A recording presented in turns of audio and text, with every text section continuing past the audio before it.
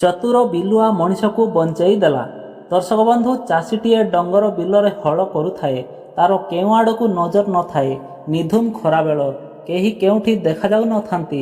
ନିକଟରେ ଏକ ପଙ୍କ ପୋଖରୀରେ ବାଘଟାଏ ଲାଖିଯାଇ ଚିତ୍କାର କରୁଥାଏ।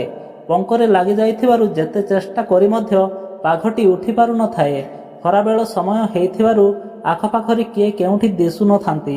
କେବଳ ଚାଷୀଟିଏ ତା ବିଲରେ ହଳ କରୁଥାଏ। ବାଘଟି ବିକଳ ହୋଇ ଚାଷୀଟିକୁ ଡାକିଲା, ଚାଷୀ ଭାଇ, ଦୟାପୂର୍ବକ ମୋତେ ଏଇ ବିପଦରୁ ଉଦ୍ଧାର କର। ମୁଁ ତୁମକୁ ବହୁତ ସାହାଯ୍ୟ କରିବି। ମୁଁ ତୁମକୁ ଏତେ ଧନ ସୁନା ଦେବି ଯେ ତମେ ସାତ ପୁରୁଷ ବସି ଖାଇଲେ ବି ସରିବ ନାହିଁ। ଚାଷୀ କହିଲା, ତୁମେ ଭାଇ ହିଂସ୍ର ଜନ୍ତୁ, ତୁମକୁ ବା କେଉଁ ବିଶ୍ୱାସ ଅଛି? ତୁମକୁ ଉଦ୍ଧାର କରି ସାରିବା ପରେ ତୁମେ ମୋତେ ଖାଇଦେବ। ବାଘ ଚାଷୀଟିର ଏଇ କଥା ଶୁଣିବା ପରେ ଡଙ୍ଗର ଦେବତାଙ୍କୁ ସାକ୍ଷୀ ରଖି ରାଣ ପକାଇଲା ଏବଂ ନିଜର ଆଖିନାକ ଛୁଇଁଲା। ବାଘର ଏହି କଥାକୁ ବିଶ୍ୱାସ କରି ଚାଷୀ ହଳ ବନ୍ଦ କରି ତାକୁ ଉଦ୍ଧାର କରିବାକୁ ଆଗେଇ ଆସିଲା। ଚାଷୀ ତାର ହଳ ଫିଟାଇ ଲଙ୍ଗଳ ଦଉଡ଼ିକୁ ବାଘ ନିକଟକୁ ପକାଇ ଦେଲା। ବାଘ ଏହି ଦଉଡ଼ିଟିକୁ ପାଟିରେ କାମୁଡ଼ି ଧରିଲା। ଚାଷୀ ଦଉଡ଼ିକୁ ଧୀରେ ଧୀରେ ଟାଣି ଟାଣି ତାକୁ ଉପରକୁ ଉଠାଇ ଆଣିଲା। ଯେମିତି ଚାଷୀଟି ବାଘକୁ ଉପରକୁ ଉଠାଇ ଆଣିଛି, ହଠାତ୍ ବାଘ କହିଲା, ଚାଷୀ ଭାଇ, ମୋତେ ତମେ ଉଠାଇ ଯେଉଁ ଉପକାର କଲ ତାହାକୁ ମୁଁ ଜୀବନରେ ଶୁଝି ପାରିବି ନାହିଁ। କିନ୍ତୁ ତୁମର ସେହି ଉପକାର ବଦଳରେ ମୁଁ ତୁମକୁ ଖାଇବି। ଚାଷୀ ବାଘ ମୁହଁରୁ ଏକଥା ଶୁଣି ପୁରା ଆଶ୍ଚର୍ଯ୍ୟ ହୋଇଗଲା। ଚାଷୀ କହିଲା, ବାଘ, ତମେ ଅନ୍ୟାୟ କରୁଛ। ଏଥିପାଇଁ ମୁଁ ଜଙ୍ଗଲ ପଶୁପକ୍ଷୀମାନଙ୍କ ଠାରୁ ନ୍ୟାୟ ଚାହୁଁଛି। ବାଘ ମଧ୍ୟ ଚାଷୀଟିର କଥା ଶୁଣିନେଲା। ସେମାନେ ସାଙ୍ଗ ହୋଇ ନ୍ୟାୟ ପାଇଁ ଜଙ୍ଗଲର ବିଭିନ୍ନ ପଶୁପକ୍ଷୀମାନଙ୍କୁ ଭେଟିଲେ। ଚାଷୀ ଓ ବାଘ ପ୍ରଥମେ ଯାଇ ବଣରେ ବୁଲୁଥିବା ଏକ ବଳଦକୁ ହାବୁଡ଼ିଲେ। ଚାଷୀଟି ବଳଦକୁ ନିବେଦନ କରି କହିଲା, ବଳଦ ଭାଇ, ଏ ବାଘକୁ ମୁଁ ପଙ୍କରୁ ଉଦ୍ଧାର କଲି। ତା ବଦଳରେ ସେ ମୋତେ ଖାଇବାକୁ କହୁଛି। ତମେ ମୋତେ ଉଚିତ ନ୍ୟାୟ ପ୍ରଦାନ କର। ବୁଢ଼ା ବଳଦର ତ ପୂର୍ବରୁ ମଣିଷ ଜାତି ଉପରେ ରାଗ ଥିଲା। ମଣିଷମାନେ ବଳଦକୁ ଯୁବକ ଅବସ୍ଥାରେ ଖଟେଇ ଖଟେଇ ରକ୍ତ ଶୋଷି ଦେବେ ଏବଂ ଯେତେବେଳେ ବୁଢ଼ା ହେଇଯିବେ ସେମାନଙ୍କୁ ବିକ୍ରି କରିଦେବେ। ଏହି ସ୍ୱାର୍ଥପର ମଣିଷ ଉପରେ ବଳଦର ପ୍ରବଳ ରାଗ ଥିଲା। ତେଣୁ ବଳଦଟି ଡେରି ନ କରି ବାଘ ସପକ୍ଷରେ ରାୟ ଦେଲା।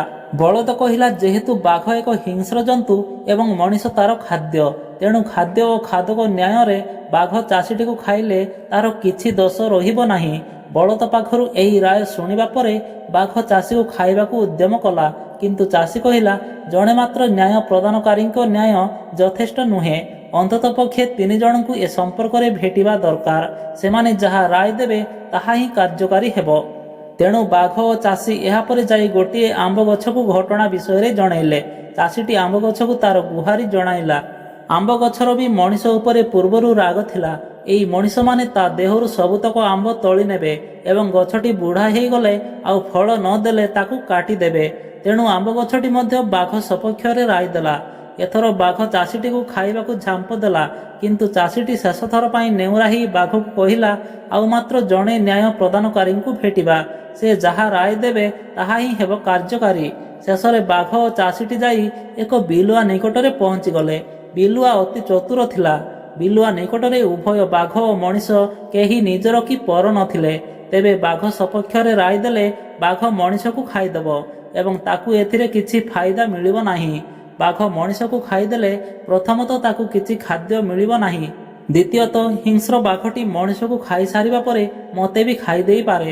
ଅପରପକ୍ଷେ ମଣିଷ ସପକ୍ଷରେ ରାୟ ଦେଲେ ବାଘ ରାଗିଯିବ ଏବଂ ମୋତେ ଜଳଖିଆ ଖାଇଲା ପରି ଖାଇଦେବ।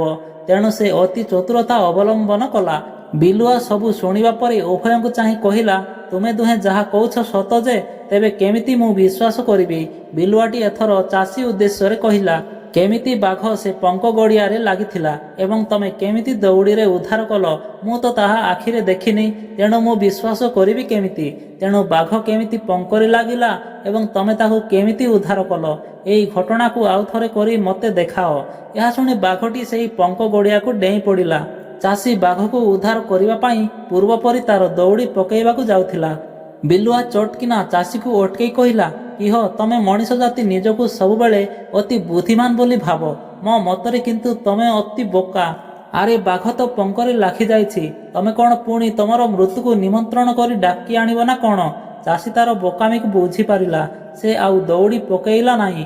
ଏହା ଫଳରେ ବାଘ ସେହି ପଙ୍କରେ ଛାଟିପିଟି ହୋଇ ନିଜର ଭୁଲ ବୁଝିପାରି ଖାଲି ଡହଳ ବିକଳ ହେବାକୁ ଲାଗିଲା। ତାକୁ ପଙ୍କରୁ ଉଦ୍ଧାର କରିବା ପାଇଁ ପୁଣି ଥରେ ଚାଷୀକୁ ନେହୁରା ହେଲା। ଚାଷୀ ତାର ନିଜର ଭୁଲ ବୁଝିପାରିଥିଲା।